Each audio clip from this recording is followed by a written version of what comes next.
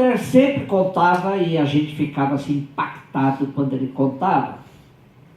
Eu ouvi uma vez Dom Serafim repetindo, parafraseando Dom Helder com essa história. Dom Helder foi num barraco visitar uma doentinha que estava numa situação muito precária. Vocês sabem que nós, quando ficamos velhos, precisamos de alguns cuidados a mais, porque a gente começa a exalar um odor não muito agradável, se a gente não se cuida. E uma velhinha doente na cama, pouca higiene, Nordeste, beira-mar, sempre tem uma mosca a mais do que nós, né? Então, uma situação muito precária dessa mulher na cama. E Dom Helder foi visitá-la, foi ungí-la, e conversando com ela, rezou um Pai Nosso junto com ela e tal. Mas ela falou assim para ele: Dom Helder, reza para mim o salmo que eu mais gosto. O salmo que é para mim o significado maior para mim na minha vida. Aí Dom Helder perguntou para ela: mas que salmo é esse? E ela falou que era o 23. O Senhor é meu pastor, nada me faltará. Se há alguém que a gente podia dizer que faltava tudo, até a saúde, era essa senhora. Então, para ser feliz, faltava $1 bilhão. Para outra, para ser feliz, bastava Deus. O Senhor é meu pastor, nada me falta.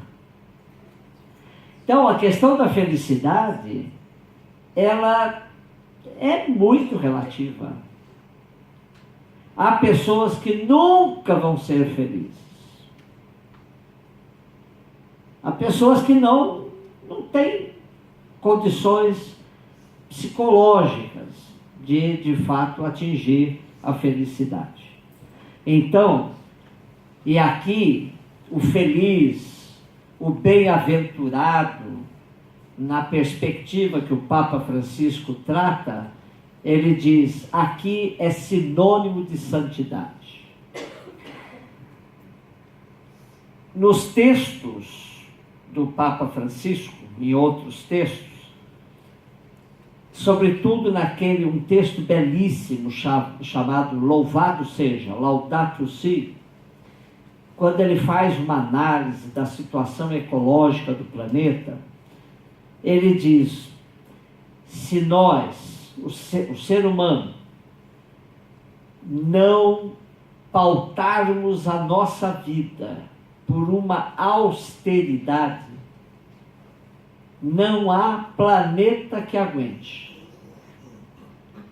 Se todo mundo quiser ter o ideal de vida, o padrão norte-americano, nós estouramos com o planeta em muito menos tempo do que a gente pensa.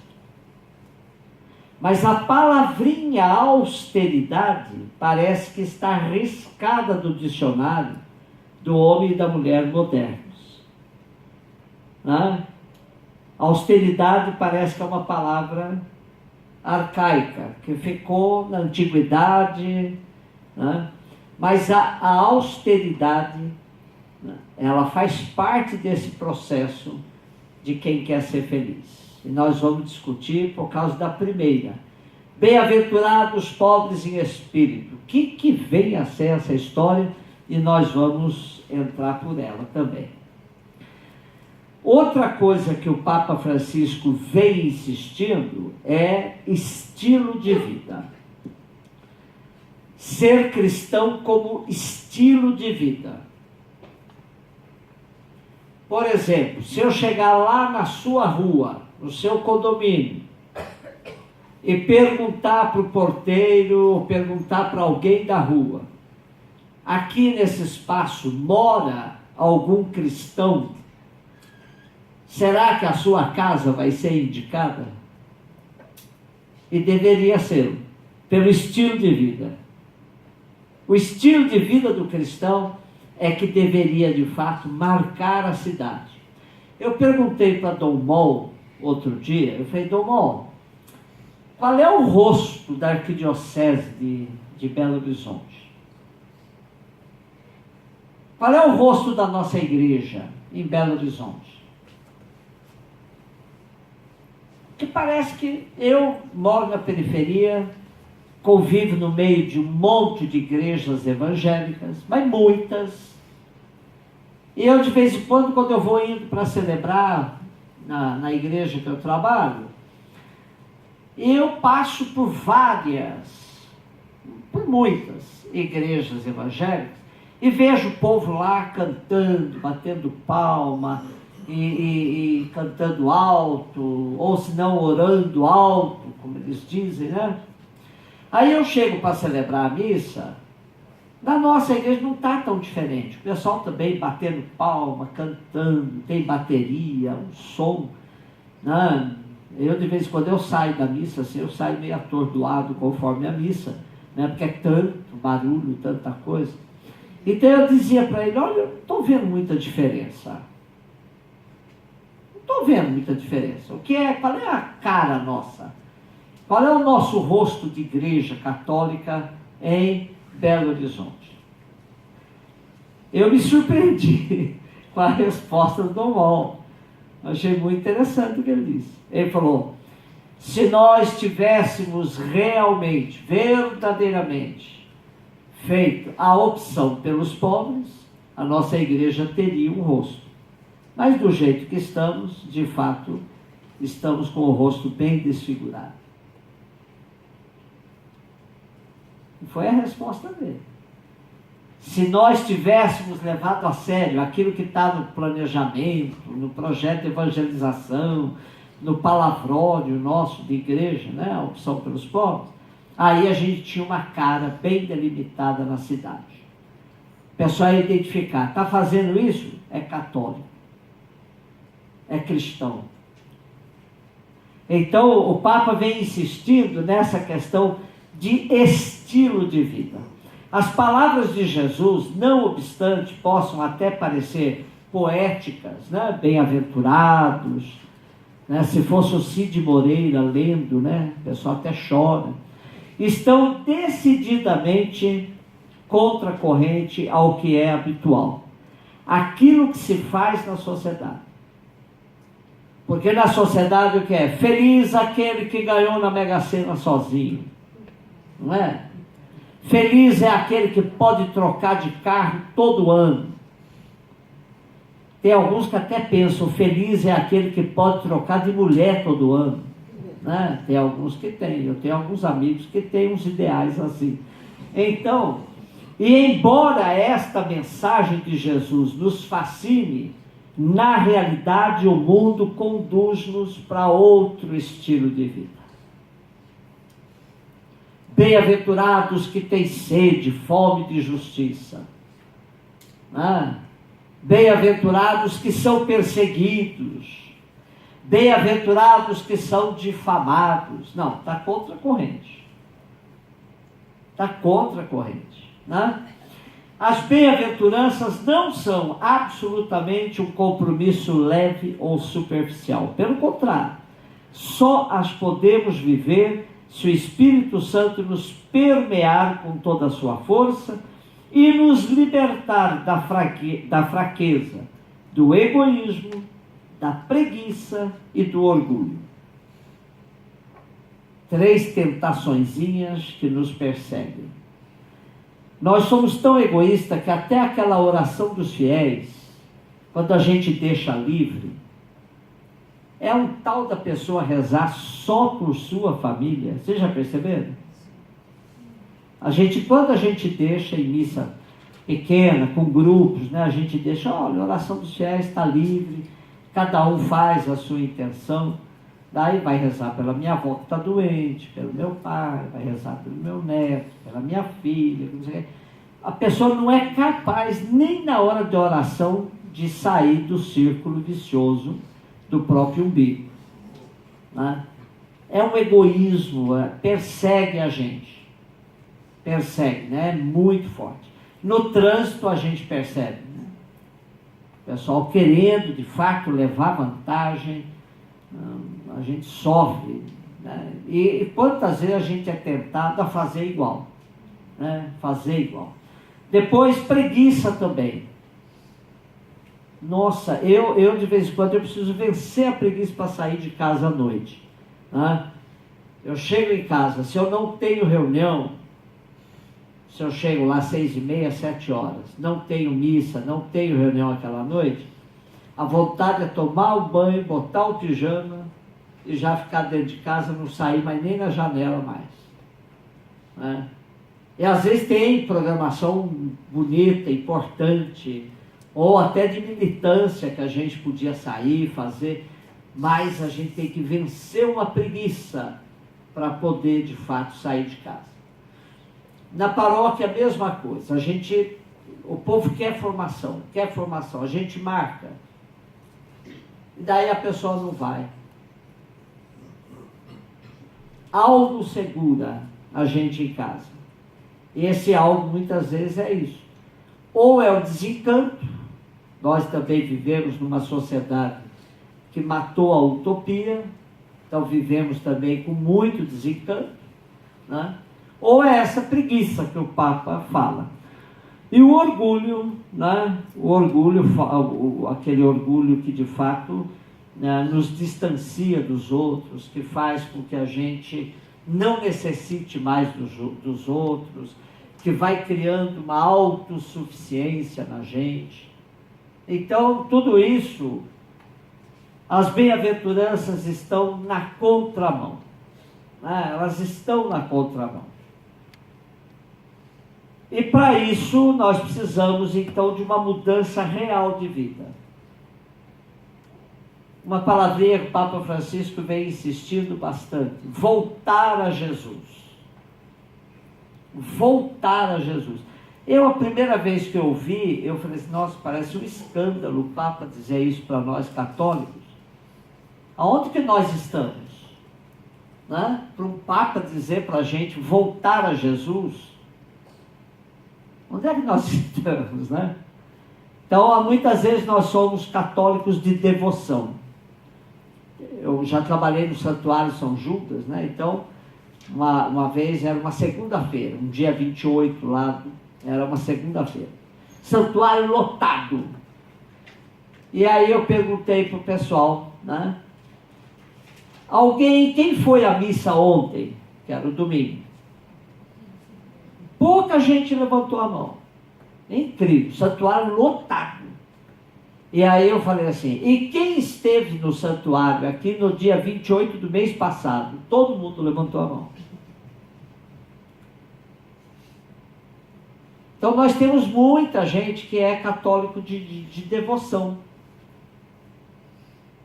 E o devocionismo pegou de tal forma a igreja, que agora nós transformamos até a hóstia consagrada em objeto de devoção. A gente precisa tomar um cuidado agora, os ministros ficam sempre atentos, que eu não sabia dessa moda.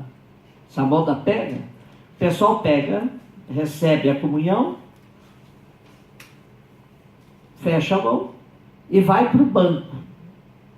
Vai sentar, para depois comungar lá sentadinho. Aí perguntei, mas por quê? Não é porque eu quero conversar com Jesus. Aí leva a hóstia para sentar lá no banco para bater um papo com Jesus. Outra são as nossas bênçãos do Santíssimo. Então a pessoa participou da missa, foi para a fila, comungou, recebeu Jesus, está com Jesus, Jesus está com ela. Aí vem a bênção do Santíssimo. E o padre ainda faz um passeio com Jesus, que é chamado passeio com Jesus. Aí a pessoa fica doida para botar a mão na custódia, no ostensório, né? Aí fala, e aquele que você recebeu? Então a pessoa não, a gente transformou tudo em devoção, é objeto de devoção. O catolicismo virou muito devocionista. E aí a gente não consegue mais nem refletir. Qualquer esforço de razão é demais. A gente não é capaz de perceber que depois que recebeu Jesus, quem tem que ser ostensório vivo é a pessoa. É você que tem que ser um ostensório vivo. É você que tem que ser a custódia, né? Aquela que guarda Jesus, né? Então é você, agora você recebeu. Não precisa ficar adorando fora aquele que está dentro. Mas é difícil passar isso. Né? É muito difícil. Mas é um esforço que a gente tem que fazer. Então, voltar a Jesus. Voltemos a escutar com todo amor e respeito que o Mestre merece. Permitamos-lhe que nos fustigue com suas palavras, que nos desafie, que nos chame a uma mudança real de vida. Caso contrário, a santidade não passará de palavras. Então a gente recorda nesse espírito as bem-aventuranças. Felizes os pobres em espírito, porque deles é o reino do céu. Eu acho que eu não vou sair da primeira, mas não tem problema. Porque depois, né, eu dou a chave de leitura da primeira e vocês depois leem as demais. Né? Mas acho que essa é, de fato, aquela que abre. E se a gente captar bem o sentido dessa primeira, eu acho que facilita o campo para ler todas as demais. Então eu não vou correr com a primeira, não. Eu acho que ela merece que a gente gaste um tempinho com ela.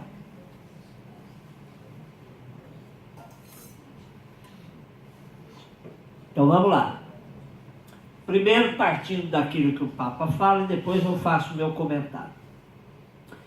O Evangelho convida-nos a reconhecer a verdade do nosso coração para ver onde colocamos a segurança da nossa vida. Olha, são questões existenciais, fundamentais para orientar. Basta a gente responder, qual é o foco? Qual é o foco da minha vida? Tem muita gente andando sem foco nenhum. Vive sem foco, sem metas. Cada dia sem uma meta na vida. Né? Então, normalmente, o rico sente-se seguro com as suas riquezas. E quando estas estão em risco, pensa que se desmorona todo o sentido da sua vida na Terra. Alguns vão até ao suicídio. Né? Alguns vão. Aqueles que tinham aquele dinheirinho na poupança quando o Collor passou a mão, né? Teve gente que foi ao suicídio. Porque estava ali, olha, esforço guardado durante anos para fazer um empreendimento, de repente a casa cai. Né?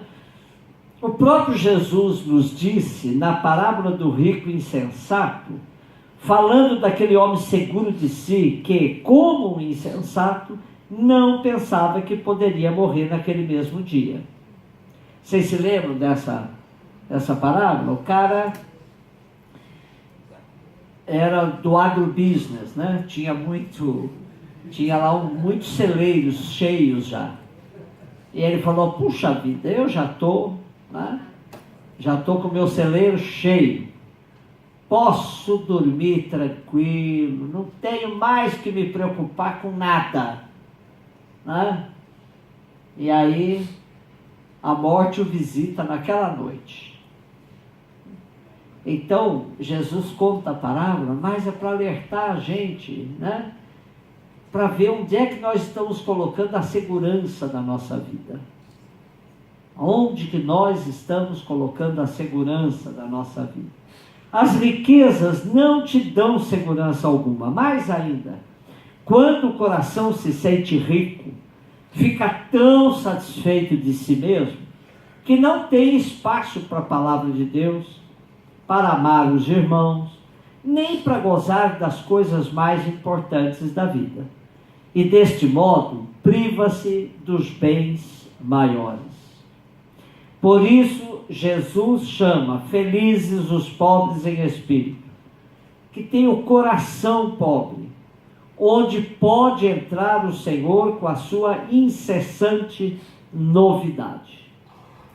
O rico tem o coração tão cheio que não tem mais espaço.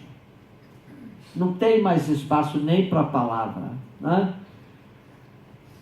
Aí, Santo Inácio tinha uma expressão, quando ele falava dessa liberdade interior necessária, né?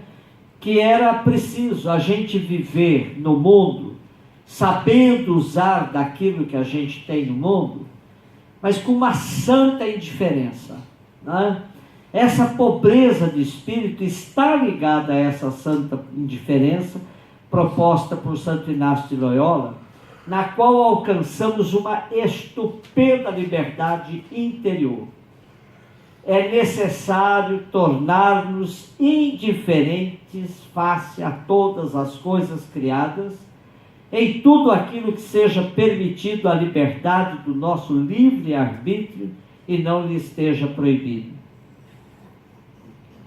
Lucas não fala de uma pobreza em espírito, mas simplesmente de ser pobre, convidando-nos assim a uma vida também austera e essencial. Aqui eu costumo sempre dar um exemplo. Eu estou vendo aqui que tem algumas pessoas que já participaram de aulas comigo, né? Alguns aqui já foram meus alunos também, na turminha estou vendo aqui alguns aí. Mas eu costumo dar um exemplo muito que eu acho que aqui pega bastante bem.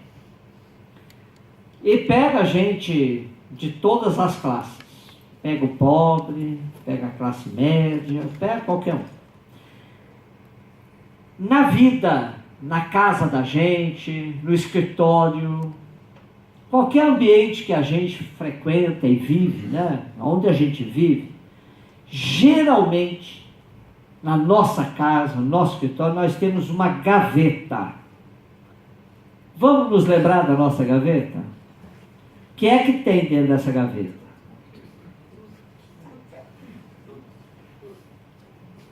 Tem aquela caneta cuja carga acabou a tinta. E ao invés de ir para o lixo, onde é que foi essa caneta? Foi para essa gaveta. Tem uma lembrancinha, não sei da onde. Para onde que foi essa lembrancinha? Para tal gaveta. Tem um prendedor de cabelos que tinha 3 pedrinhas, caiu uma. Ficou feio o prendedor de cabelo. Mas você não jogou fora. Foi para onde? Foi para essa gaveta. Cada um de nós tem uma gaveta, que a gente vai guardando dentro dessa gaveta, mas é um monte de linharia. É um monte. A gente vai guardando.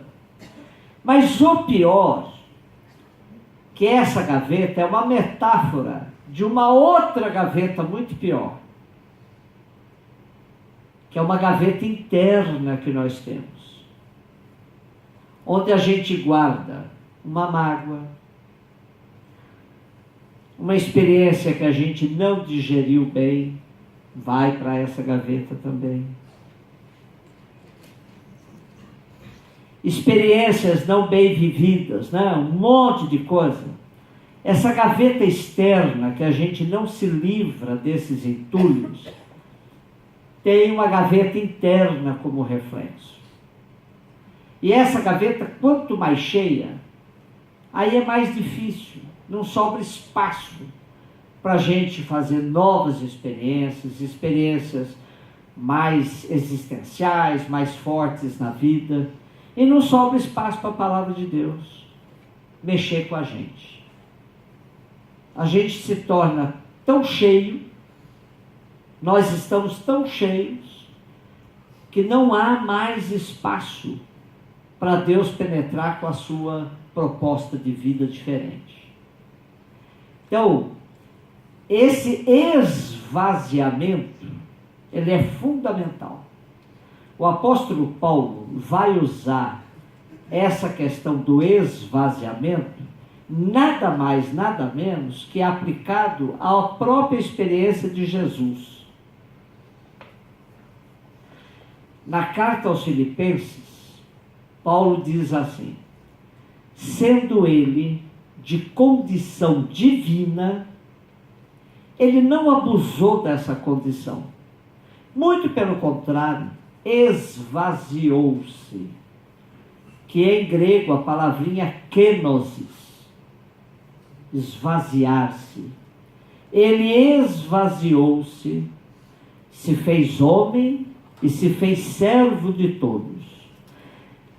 Esse esvaziamento é o convite para a gente ter, de fato, o coração de pobre. Para a gente ser pobre em espírito também. Essa pobreza em espírito, ela não dispensa uma austeridade.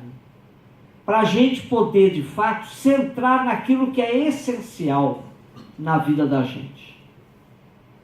Aqui deve ter algumas pessoas que possam ter passado pela sociologia e devem ter lido Edgar Morin, que é um francês, contemporâneo nosso, e que tem coisas maravilhosas. Foi também convidado para fazer o processo de reeducação na França. Ele tem um projeto educacional também muito interessante. E ele dizia o seguinte: de tanto sacrificar o essencial pelo urgente, nós acabamos esquecendo a urgência do essencial.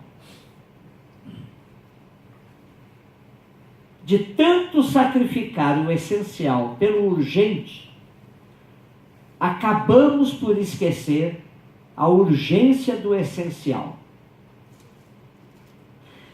Então, ter esse coração de pobre, esse espírito de pobre, nos convida a olhar a vida da gente, se nós, de fato, centramos a vida no essencial. E o essencial é pouco. O essencial é mínimo, mas é profundo.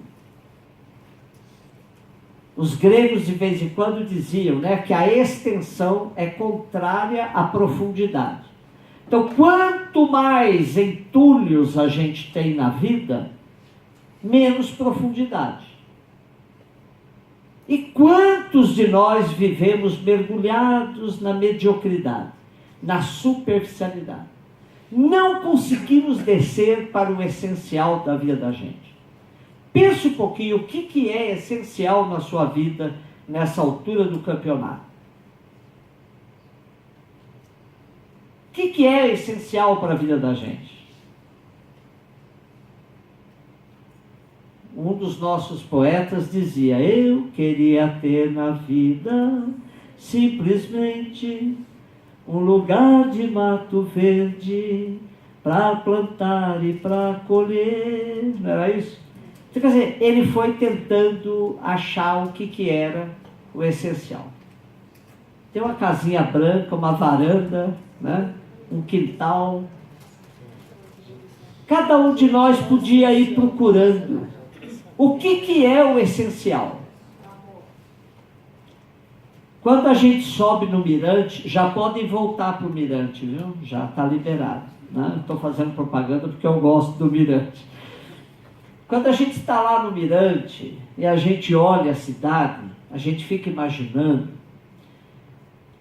os milhares de carros, pessoas. Se é à noite, o entardecer, quando começam a acender as luzes, cada luz que se prende, que se acende na cidade, a gente fica imaginando uma pessoa ou várias pessoas por detrás de tudo aquilo, e todos nós correndo para baixo e para cima, ou lá em volta do Pirulito, na Praça 7, ou nas ruas do centro, ou nos shoppings. A gente fica, anda para lá, anda para cá, anda para lá, anda para cá. Para onde vamos todos nós? Se a gente conseguisse fazer todo mundo dar uma paradinha, para agora. Imagine o centro da cidade, todo mundo, uma paradinha. 1 segundo para pensar o que é essencial na sua vida. 1 minutinho para pensar o que é essencial na vida. Então, não tenham medo quando diz bem-aventurados os pobres em espírito. É aquele que conseguiu ir se despojando e ficando com o essencial. É por isso que às vezes é possível também ser pobre, mas não ser pobre em espírito. Que às vezes a pessoa é apegada ao mínimo que tem. Às vezes tem pouquinha coisa, mas é tão apegado àquilo. A turma mais reacionária e conservadora na sociedade, que impede que propostas mais avançadas cresçam, é aquele, por incrível que pareça, é aquele pessoal de classe média mais ou menos baixa, que tem medo de ficar pobre e que aspira a ficar rico, mas que com o suor do seu trabalho conseguiu uma casinha, um carro, conseguiu mobiliar mais ou menos a casa. Aí ele começa a adquirir a seguinte ideologia de vida: se eu conseguir, por que os outros não conseguem? Aqueles são pobres, são vagabundos. E com essa ideologia a pessoa... E aí ela começa a se apegar. Se apega à casa, se apega ao carro, se apega às coisas que tem. E aí não avança mais, porque não se arrisca mais. Então começa a puxar. É a onda mais conservadora de toda a sociedade. É esse pessoal, né? Que não tem mais coragem de se arriscar. Não se arrisca mais. E aí você vai falar para ele o que é o essencial, ele não tem mais condições, né, filosóficas, existenciais, pessoais, ideológicas, para agarrar de fato aquilo que é essencial na vida. Então o essencial virou aquilo tudo que é aquela tralha toda que ele foi acumulando ao longo da vida. É aquela gaveta cheia. Que ele não... E é engraçado que tem gente que faz mudança e na hora de mudar leva a cômoda sem abrir a gaveta. Porque se abrir, ela vai ter que fazer uma seleção. O que eu levo e o que eu não levo. Então, para evitar, já nem abre a gaveta, né? Vai com a gaveta cheia de entulho para residência nova. Residência nova, gaveta